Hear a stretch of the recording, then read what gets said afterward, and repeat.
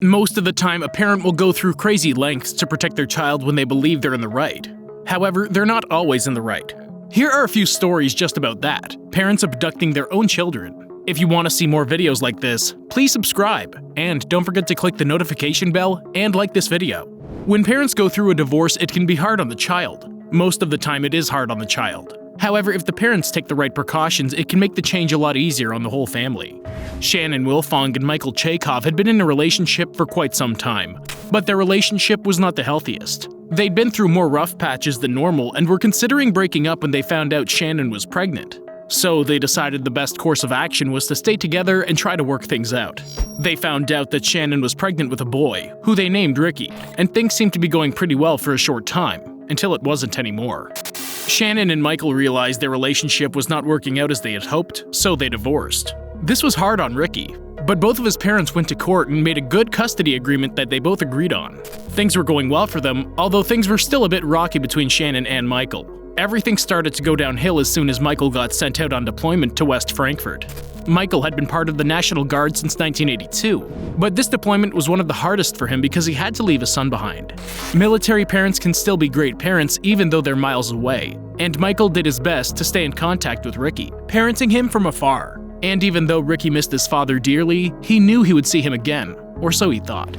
As the day of Michael's return home came closer and closer, Michael could not stop thinking about his little boy, and how when he got back he just wanted to pick him up and hold him in his arms. It had become harder and harder to see his boy, and it had become clear that Shannon was not parenting Ricky correctly.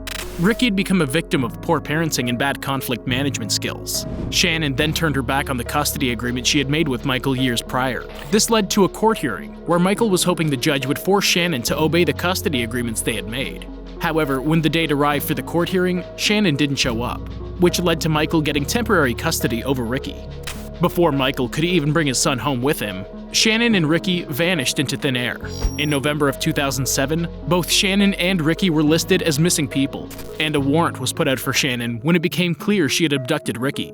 Even though all Michael wanted to do was search every house to find his boy, he knew he had to obey the law and do things the right way. But he never knew how abusive and manipulative Shannon had become. Things only became more complicated after that. Shannon's mother, Diane Dobbs, claimed that Michael abused Ricky. Both Diane and Shannon had raised 3 concerns before, but there was no evidence this was true. Diane believed Shannon took Ricky somewhere where he'd be safe from Michael, and she made it her mission to ruin Michael's reputation. She did this by placing lots of posters in her yard that stated Michael was a liar and child abuser. This led Michael to believe that Diane knew something about the disappearance of his ex-wife and son, so an investigation was started on Diane. It was strange how Diane was out to destroy Michael when her daughter and grandson had disappeared. Why wasn't she looking for them? She had to be in contact with them somehow. However, the police never found any evidence of Ricky's disappearance when searching her house. 2 years went by, and Michael still hadn't given up on his son. Even though the chances of finding him seemed slim, police had to refocus the investigation elsewhere until one day they got an unexpected call. A tip that led the investigation back to Diane's house. They investigated the house again, making sure to take in every little detail, which is when they noticed something odd about a dresser in one of the rooms. They noticed the dresser had been pushed up against a wall, and decided to move it so they could get a closer look at what was behind it. When they did this, they found a small hole. This hole in the wall led to a small room that was 12 feet long, 5 feet wide, and 4 feet tall. Inside of this dark room was where they found Shannon hiding with Ricky. They believed Diane had hidden away her daughter and grandson for 2 years, and were hit with the sad truth as they took the boy away. Ricky did not get in that room on his own free will, and had been isolated from society. During an interview, the Sergeant Stan Diggs of the Illinois Police Department said, "We let him out of the car, and he ran around as if he had never seen outside before, and that it was actually very sad. He was happy to be outside, and said he was never allowed outside." Both Shannon and Diane were taken into police custody. When Diane was released, she tried to make it seem like Ricky had been happy to be with them. However, that did not add up to all the evidence. Furthermore, when neighbors were interviewed, they said they had never seen Ricky before. Diane was once again arrested after she did a show interview on Good Morning America. Then she and Shannon began another custody battle over Ricky. They did not win, and in 2011, Ricky was finally able to live with his dad, where he could find freedom and stability. One day, Greg Allen goes to drop off his 4-year-old daughter at a family charity gathering. He never expects that will be the last time he sees her in 12 years. Greg Allen had met the mother of his child through a dating agency. They hit it off right away, and it was love at first sight. In 1997, they had a baby girl, Sabrina. However, when Sabrina was 3, her parents divorced. Their relationship had gone out the window.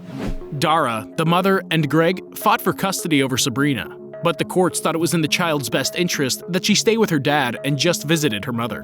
Dara was upset about this and was constantly making things difficult for Greg, threatening his family that she was planning on taking their daughter away. As their daughter neared the age of 4, Greg and Dara's relationship had seemingly started to get better. When Greg dropped Sabrina off for her visitation at the family charity center, Sabrina told him, "Daddy, don't ever forget me." At the time, he thought nothing of it, as kids say strange things, but he would soon come to regret not thinking about it more. 2 days later, he went to pick her up, but the mother and daughter never showed up. Sabrina had been abducted. Greg would not rest until he found his daughter. He hired a private investigator to help him track them down, which got him as far as Laredo, Texas, where they found Dara had taken them across the border to Mexico. This did not deter Greg. He moved to Mexico, where he took a class so he could learn Spanish and started putting up missing person signs.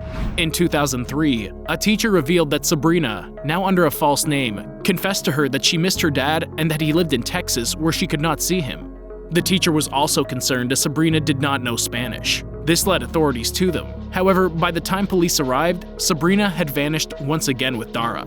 Greg still did not give up.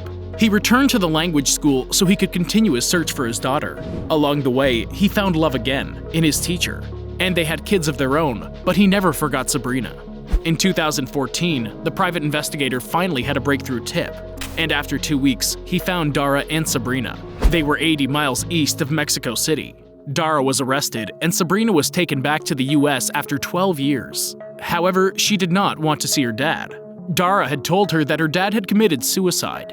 She went to great lengths to make sure Sabrina did not ask questions. Greg was patient though, and everything finally fell through. He now has his daughter back and has a relationship with her, while Dara is not allowed within the same state as Sabrina, who now goes by the name Fair. While applying to college, JJ Mangina was having trouble with his social security card. But what came with the trouble is what shocked him. He was raised by his father Jonathan and his girlfriend, who were both dedicated and loving parents to JJ. JJ had been told his mother had left the family when he was 5 years old, which left Jonathan to raise his son alone. He had wanted a fresh start, so they moved from Alabama to Cleveland, Ohio. This is where JJ went to school, and he was very smart, getting straight A's in high school. But now what?